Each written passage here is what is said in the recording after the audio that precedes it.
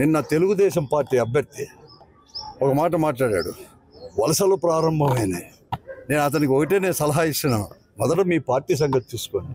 నీకు డబ్బుందనో లేకపోతే నీ దగ్గర ధనంతో నువ్వు టికెట్ కొనుక్కొని వచ్చినావు, తెలుగుదేశం పార్టీ టికెట్ మీకు సహకరించమని చెప్పి కూడా మీరు బహిరంగానే చెప్తున్నారు.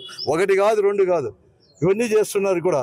కాబట్టి అటువంటి డబ్బుతోనే మీ పార్టీలో చంద్రబాబు నాయుడు గారినో లోకేష్ గారినో కొన్నట్లుగా ఈ అనంతపురంలో కూడా ఏదైనా కానీ ఎవరో కొంతమంది మా కార్పొరేటర్లను అంతా కూడా ఏదో 20-30 మంది కూడా తీసుకుంటా అంటాడు. ఇసుంబో తెలుస్తుంది నీకు.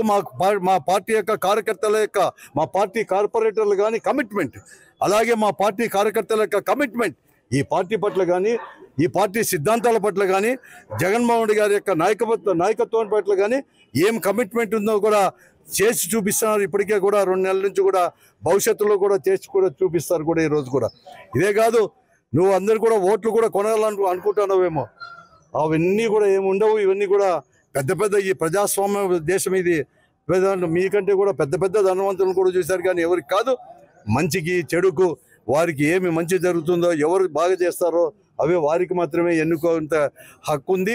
వారికి అంత తెలివితేటలున్నాయి. ఇవన్నీ కూడా పప్పులు ఉడకవు అని చెప్పేసి కూడా ఈరోజు ఒక వర్గం అనేది కూడా సహకరించుకోకుండా మీకు ప్రత్యేకంగా కూడా ధర్నాలు చేస్తుంటే దాని గురించి నువ్వు మాట్లాడుకోలేకుండా మా పార్టీని గురించి ఎందుకు మాట్లాడతావయ్యా? ఒకడో ఇద్దరో ఈ పార్టీ నుంచి పోయినా దానికి ఏమి పర్వాలేదు. ఎందుకంటే అక్కడ ప్రజల్లో బలం అనేది కూడా వైఎస్ఆర్ కాంగ్రెస్ పార్టీకి ఉంది, మాకుంది.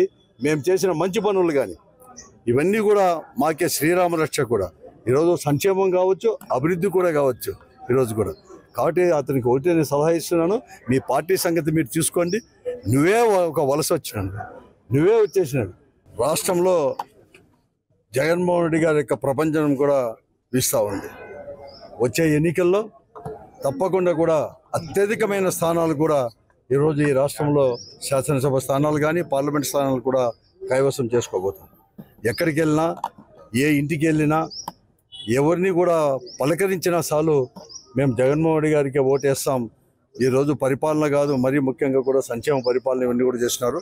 అలాగే అనంతపురం అసెంబ్లీ నియోజకవర్గంలో కూడా పెద్ద ఎత్తున కూడా ఎప్పుడూ లేనంత అభివృద్ధి కూడా జరిగింది. కాబట్టి తప్పకుండా కూడా చేస్తామని చెప్పేసి కూడా ఈరోజు కూడా చెప్తా ఉన్నారు.